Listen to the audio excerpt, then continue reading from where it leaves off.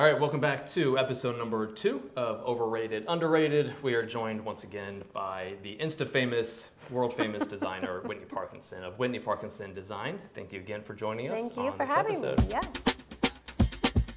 Okay, so diving right into the first question of Overrated, Underrated, modern farmhouse designs. Again, not a popular answer, but I think highly overrated. And I think we have 2 people to thank for that, and their names are Chip and Joe. Unless you have chickens or lambs or horses on your front yard, I just don't think it's appropriate to have farmhouse or the word farmhouse inside of your home. I think it's very odd to me when they are placed in, suburbia neighborhoods. I just also feel like it's going to be one of those timestamp situations where we're going to look back in 30 years and know exactly when the farmhouse craze happened, just like when we look back at older houses now and people, covered wood floors, beautiful wood floors with carpet. It's just going to be one of those phases that we're going to look back on and be like, why did people put farmhouses in a suburban neighborhood? So, little tangent, you brought up Chip and Joanna. Have you ever seen a single designer be so influential on like a whole trend? No, I haven't. And honestly, I think that style spoke to the masses, and I think it felt comfortable. I think people were also drawn to them as people. But I just don't think, but they also lived in Texas, right? So it was appropriate in context to where they lived. But then as this mass craze happened, people in Indianapolis who lived on a busy road were trying to make their houses look like a farmhouse. So it didn't translate to the rest of the country. And I think that people have to keep that in mind with any design. I would never put a modern interior in a home like yours that was built in the 30s. You just always have to keep context in mind. And I just feel like that was one of the situations where that didn't happen. I feel like you're gonna ruffle some feathers with that opinion, but that's 1000%. okay. That's okay. That's why we're here. All right, so question number 2 of overrated, underrated, heated floors and driveways. What do you think? Ooh, very underrated. And I'll tell you why. I think that they are definitely an expense and an investment up front, but in the long term, like let's talk about driveways, for instance.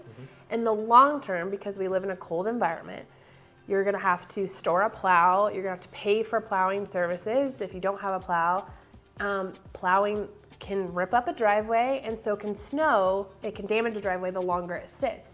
So by having that heated driveway, that snow is gone almost instantaneously. It just makes it really nice. It's a big expenditure up front, but in the long term, I think it really pays off, and it is a really great asset to have, especially in resale. And then I think on the interior, anytime I do a tile floor on a new build, I really do try to do a heated floor, just because, again, tile is cool to the touch, and it's just a really great thing to have. Is it a major expense for like a master bathroom?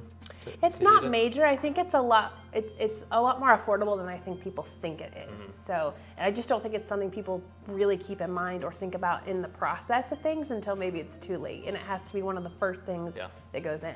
It's probably one of those that you don't realize what you're missing out on until you actually own it. Exactly. And then you can't imagine your life without heated floors. Yes. So again, very underrated. Yeah. All right. So third and final question of overrated, underrated. Black windows in houses, overrated or underrated? Overrated. All right. And I just say that because this piggybacks off of the farmhouse question we talked about earlier. Black windows are definitely an element of those, and I feel like people really were drawn to that, but maybe didn't take into context what their own house was or the architecture of their home and just installed them everywhere.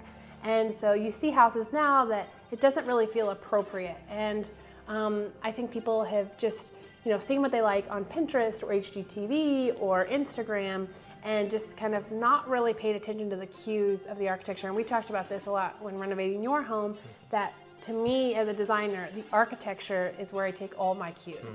And I like to research the architecture if it is an older home to make sure that we're in line with that, as opposed to just whatever's trendy, installing that. And that's just not really my approach. What style of houses would be ideal for black windows?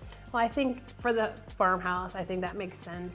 Anything more industrial, I think new builds can obviously get away with it because it's a new context. It's, but older homes where that was never appropriate, Tudors, older houses that had initial metal windows in them, I think that's appropriate.